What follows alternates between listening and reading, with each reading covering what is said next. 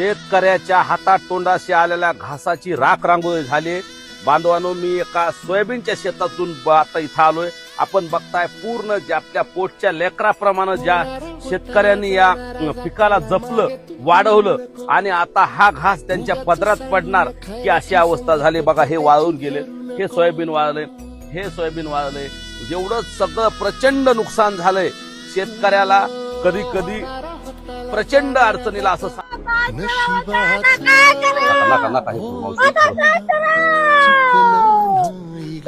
झालं हे नुकसान. हो ना, नका नका नका नका नका नका थोडं हे होईल. झालंय नुकसान. रख रख राना तू थोडं पुढे जाऊ गड्या पाऊल थकलं